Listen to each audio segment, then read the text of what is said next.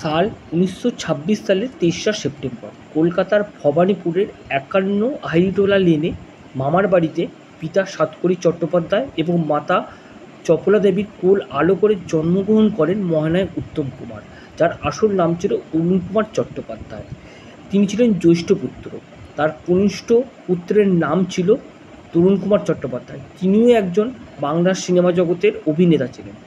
1948 থেকে 1980 সাল পর্যন্ত টানা 3 দশক ধরে তিনি 200-রও বেশি ছবিতে অভিনয় করেন। এর পাশাপাশি তিনি বেশ কিছু হিন্দি সিনেমাতেও অভিনয় করেছিলেন। অভিনয় ছাড়াও তিনি ছিলেন পরিচালক, প্রযোজক, সঙ্গীত পরিচালক ও গায়ক। 1948 সালের নিতিন বসুর দৃষ্টিদান ছবির মধ্যে দিয়ে তার সিনেমা জগতের পথ চলা শুরু। এরপর 1954 সালের অগ্নিপরীক্ষা, 1957 সালের হারানো সুর এবং 1961 সপ্তপ্রদীপ সিনেমাটির জন্য তিনি শ্রেষ্ঠ অভিনেতার পুরস্কার লাভ করেন। এরপর পরিচালক সত্যজিৎ রায়ের নায়ক সিনেমাটিতে তার অভিনয় বাংলার দর্শকের মনে মহানায়কের জায়গা করে নিয়েছিলেন। 1961 সালে অ্যান্টনি ফিরিঙ্গি, 1968 সালে তিনি জাতীয় পুরস্কার হিসাবে শ্রেষ্ঠ অভিনেতা পুরস্কার লাভ করেন।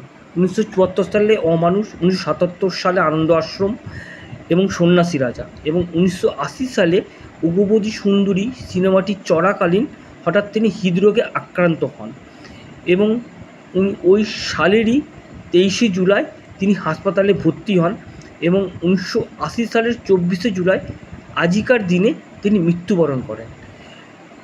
আজ তিনি মারা গেছেন, 45 বছর হতে চলল। তবুও তিনি বাংলা সিনেমার অভিনয়ের মধ্যে দিয়ে বাংলা দর্শকের মনে আজও চির অমর হয়ে রয়েছেন। অনেক নায়ক, অনেক অভিনেতাই এসেছেন, কিন্তু তাকে আজ মহানায়ক হিসাবে পরিগণিত করা হয়।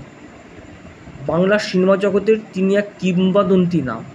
এই রকম নায়ক হয়তো আর বাংলা সিনেমা জগতে পাওয়া যাবে কি না সত্যিই বলা দুষ্কর। তিনি বলতে গেলে এক সময়কার বাংলা সিনেমার বিশাল বড় প্রচেষ্টা এবং তার অভিনয় আজ আমাদের সবার কাছে এক উজ্জ্বল দৃষ্টান্ত। আমার পথ বলা চ্যানেলের তরফ থেকে তার প্রয়াণ দিবসে জানাই বিনম্র শ্রদ্ধাঞ্জলি।